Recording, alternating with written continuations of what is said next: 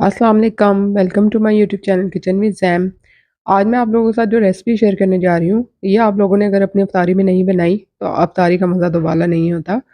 जो हम बाज़ार से ये इतनी महंगी ख़रीदते हैं और उसमें फिलिंग भी उस तरह से नहीं होती और हमें जो है वो महंगी भी इतनी पड़ती है, क्वांटिटी भी उसकी उस फिलिंग की उस तरह से नहीं होती। हम घर में इसको ईज़िली कम बजट में बहुत ही आसानी से कम इंग्रीडिएंट के साथ बना सकते हैं।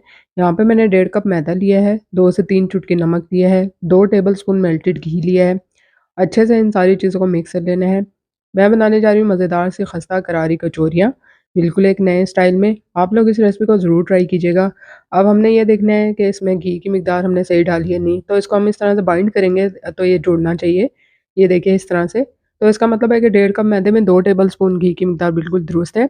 यहाँ पे जो रूम टेम्परेचर पे पानी होता है, मैंने उससे जो है इसको गूँध लेना है। ना तो इसको बहुत ज़्यादा नरम गूँधना है और बहुत ज़्यादा हार्ड भी नहीं होना चाहिए। मतलब ये दरमियानी उसमें होना चाहिए कंडीशन में इस तरह से। अब आप ये देखिए मैं जब इसको हाथ लगा रही हूँ तो ये हाथ के साथ चिपक नहीं रही है। इसका मतलब है डो हमारी जो है परफेक्ट कंडीशन में। अब इसको हमने आधे घंटे के लिए कवर करके रख देना है और थोड़ा-सा घी इस पे 1 टेबलस्पून के बराबर मैंने ऊपर और लगा दिया था। अब यहाँ पर मैंने 1 पाव के करीब बोनलेस चिकन लिया है, जिसको कि मैंने चॉपर में डाल के अच्छे से जो है इसका कीमा बना लेना है। अगर आप चिकन का कीमा नहीं यूज़ करना चाहते तो आप मटन का भी कर सकते हैं, बीफ का भी कर सकते हैं। सिंपली जैसे हम आप उसको बनाते हैं भुना हुआ कीमा उसी तरह से आप बना लें। अब यहाँ पे मैंने ऑयल 3 से 4 टेबलस्पून डाला था और 1 टीस्पून के बराबर लहसुन पाउडर डाला था। आप फ्रेश जो है वो गार्लिक भी यूज़ कर सकते हैं उसका पेस्ट। यहाँ पे चिकन का कीमा डाल के मैंने इसको अच्छे से भून लेना है कि इसका कलर जो है वो चेंज हो जाए और पानी इसका ड्राई हो जाए। एक्स्ट्रा पानी इसमें डालने की ज़रूरत नहीं है क्योंकि चिकन का कीमा बहुत जल्दी अपने ही पानी में जो है अच्छे से पक जाता है। ये देखिए, अब इसमें मैंने 2 मीडियम साइज़ की प्याज़ इस तरह से कटिंग करके डाल दी थी और 3 से 4 मिनट तक इसको मज़ीद पकाना है। फ्लेम हमने मीडियम रखना है, बहुत ज़्यादा हाई नहीं रखना।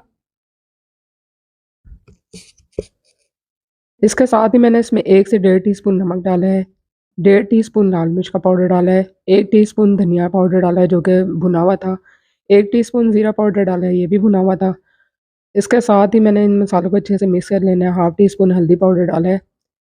2 से 3 मिनट इसको मसाले में भूनना है, उसके बाद मैंने इसमें कटा हुआ हरा धनिया और 1 से 2 अदद हरी मिर्चें कटी हुई डाल दी थी। सिंपल देखिए जो हम रोज़मर्रा अपनी हांडी में मसाला यूज़ करते हैं, उसी तरह से हमने इसको अमेज़े को बना लेना है। अब आपने इसको ठंडा होने के लिए रख देना है।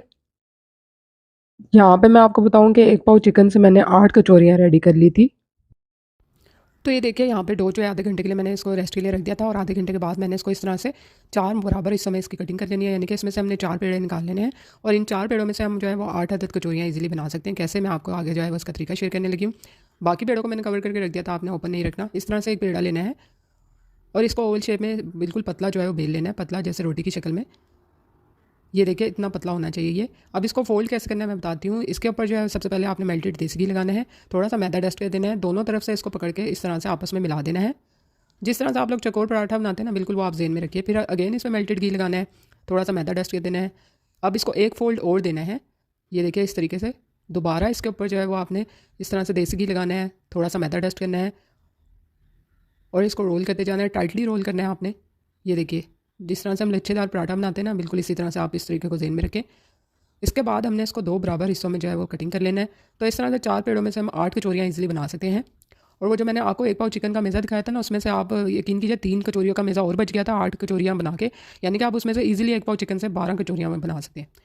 अब ये जो प्रोमिनेंट हो रहे हैं ये हमने बाहर की तरफ रखना है और इसको अंदर की तरफ से हमने बेल लेना है।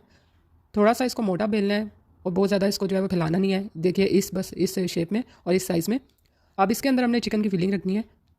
फिलिंग आपने बहुत ज़्यादा नहीं रखनी, दरमियान में आपने फिलिंग रखनी है। इसको इस तरह से ला के आपने इस शेप में सील कर देना है। अच्छे से आपने इसको आगे से जो है वो टाइटली सील करना है ताकि इसमें से फ्राई करते हुए फिलिंग ना निकले।